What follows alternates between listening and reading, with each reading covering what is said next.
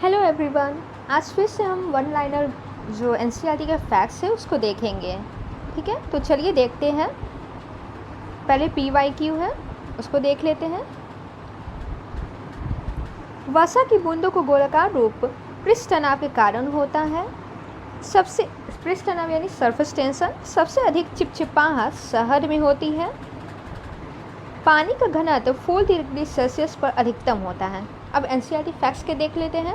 ये one liner इसलिए जल्दी जल्दी देखते चलेंगे। साबुन के बुलबुले का दबाव वायुमंडलीय दबाव यानी एटमॉस्फेरिक प्रेशर से अधिक होता है। पास्कल के सिद्धांत पर चलित हाइड्रोक्लोरिक ब्रेक पर कार्य करता है। सर्दियों में जब बर्फीले इलाकों में झील की ऊपरी सतह बर्फ में बदल जाती है तो इसके अंदर रहने वाले जो जलीय जीव रहते हैं वे जीवित रहते हैं, क्योंकि जो पानी का घनत्व होता है वो 4 डिग्री सेल्सियस पर सबसे अधिक होता है। इसलिए झील के भीतर का जो पानी है वो जमता नहीं है। ओके, एक जहाज जब नदी से समुद्र में प्रवेश करता है तो समुद्र में ऊपर उठ जाता है, समुद्र में ऊपर उठ जाएगा जब नदी से समुद्र में जाएगा। तो जब हवा का बुलबुला झील के तल से ऊपरी सतह पर उठेगा तो उसका आकार बढ़ जाएगा। यदि हम किसी वस्तु का आयतन बदलते हैं तो वस्तु का घनत्व अपरिवर्तित रहेगा, यानी जो डेंसिटी हो जाएगा क्या होगा, कांस्टेंट रहेगा, मतलब चेंज नहीं होगा। ठीक है, हवाई जहाज से यात्रा करते समय हवा का दबाव बढ़ने के कारण पेन से स्याही निकलने लगती है। नदी की तुलना में समुद्र में तैरना आसान है, क्योंकि समुद्र के पानी का घनत्व जो होता है वह नदी के पानी से अधिक होता है। समुद्र में तैरते समय बर्फ का पिंड पानी की सतह से 1/4 ऊपर उठा होता है, इसलिए बर्फ पिघलने पर जल स्तर में कोई परिवर्तन नहीं होता है। अणुओं के बीच सहसंजक बल पृष्ठ तनाव का कारण बनता है। अणु मीन्स एटम, सहसंजक बल कोहेसिव फोर्स जो होता है पृष्ठ तनाव के कारण बनता है। ठीक है, जब बैरोमीटर में अचानक गिरावट आती है तो यह तूफानी मौसम का संकेत देता है। तेल पानी की सतह पर फैलता है क्योंकि तेल का सतही तनाव पानी से कम होता है। बादलों का घनत्व हवा के घनत्व से कम होता है, इसके कारण वायुमंडल में बादल तैरने लगते हैं। पानी की सांद्रता यानी विस्कोसिटी हवा से अधिक होने के कारण पानी की तुलना में हवा में चलना आसान होता है। लोहे का घनत्व उसके द्वारा निकाले गए पानी के सापेक्ष घनत्व से अधिक तथा पार यानी मरकरी के घनत्व से कम होता है, जिसके कारण लोहा का कील जो होता है वो पारे में तैरता है। पौधों की जड़ों से पर्णपाती पौधों तक पानी बढ़ने का कारण क्या है, कैपिलरी केशिक तत्व। अब तक ज्ञात पदार्थों में क्वार्ट्ज की लोच सबसे अधिक है। पानी में डिटर्जेंट मिलाने के बाद पानी का सतही तनाव समाप्त हो जाता है।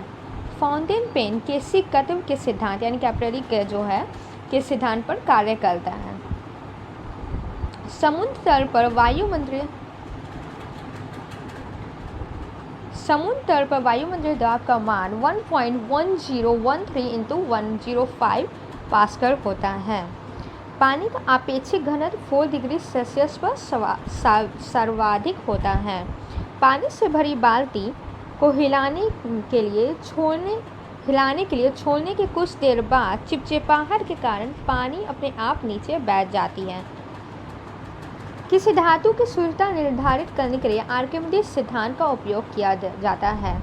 किसी धातु की शुद्धता निर्धारित करने के लिए क्या किया जाता है, आर्किमिडीज सिद्धांत का उपयोग किया जाता है। सतही तनाव के कारण शेविंग ब्रश के बाल जो होते हैं, ब्रश के जो बाल होते हैं पानी से निकलने पर आपस में चिपक जाते हैं। स्टील रबर की तुलना में अधिक लोचदार होता है यानी लचीला होता है, क्योंकि स्टील को अधिक विरूपण बल की आवश्यकता होती है। जब तूफान आता है तो टीन की छत और छप्पर उड़ जाते हैं, क्योंकि उनके ऊपर हवा का दबाव उनके नीचे दबाव से कम होता है। किसी वस्तु की सतह पर लंबवत लगाए गए बल को प्रणोद यानी थ्रस्ट कहते हैं। किसी वस्तु की सतह पर लंबवत लगाए गए बल को प्रणोद यानी थ्रस्ट कहते हैं। फ्रून आमतौर पर रेफ्रिजरेटर में उपयोग किया जाने वाला फ्रियोन कहते हैं। फ्रियोन FREON फ्रियोन आमतौर पर रेफ्रिजरेटर में उपयोग किया जाने वाला शीतलक है, कूलिंग एजेंट है। ठीक है, नेक्स्ट चैप्टर देख लेते हैं, बीपीएससी पीवाईक्यू। गर्भ में भ्रूण के विकास को जानने के लिए अल्ट्रासोनिक वेव का उपयोग किया जाता है।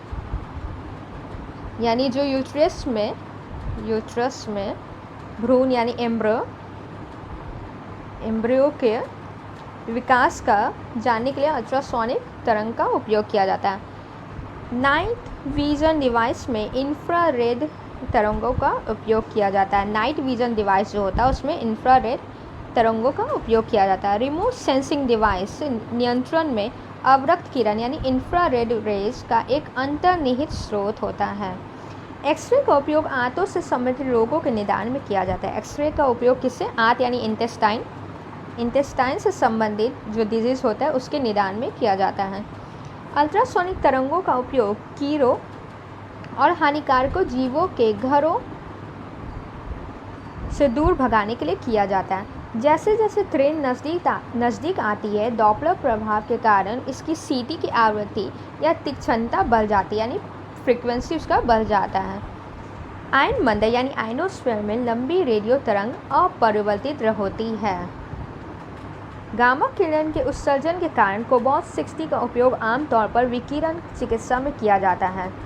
गामा किरण के उत्सर्जन के कारण कोबाल्ट 60 का उपयोग आमतौर पर विकिरण चिकित्सा में किया जाता है। एक रडार दुश्मन के हवाई जहाज़ की उपस्थिति का पता लगाने के लिए हवा में रेडियो तरंगों का उपयोग करता है।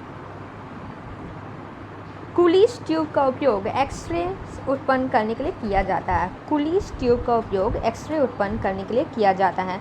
ओवन में सूक्ष्म तरंगे माइक्रोवेव्स का प्रयोग किया जाता है। ओवन में क्या चीज़ किया जाता है? माइक्रोवेव्स का यूज़ किया जाता है। माइक्रोवेव कहते भी है, माइक्रोवेव का यूज़ किया जाता है। तरंगों के बीच लंबे संकीर्ण अवसाद को गर्ड थ्रो कहते हैं। लहर के शिखर या शीर्ष को शिखा क्रेस्ट कहा जाता है। दो क्रमिक श्रृंगों या दो क्रमिक गलतों के बीच की दूरी को तरंगदैर्घ्य यानी वेवलेंथ कहा जाता है। टेलीविज़न रिसीवर के रिमोट कंट्रोल में इंफ्रारेड डिस्टॉर्शन का उपयोग किया जाता है। टेलीविज़न रिसीवर के जो रिमोट कंट्रोल होता है उसमें क्या हो जाता है? इंफ्रारेड डिस्टॉर्शन का उपयोग किया जाता है। सोनार एक उपकरण है जिसका उपयोग समुद्र में डूबी वस्तुओं का पता लगाने के लिए किया जाता है।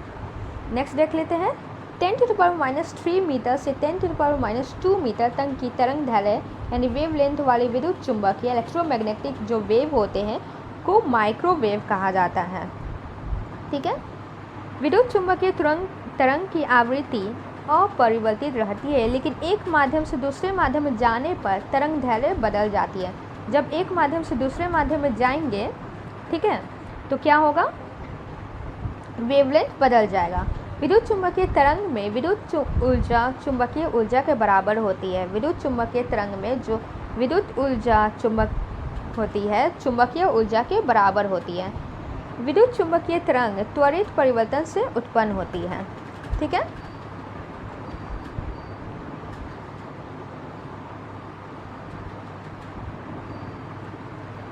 ये देख लीजिए फिगर बना हुआ है।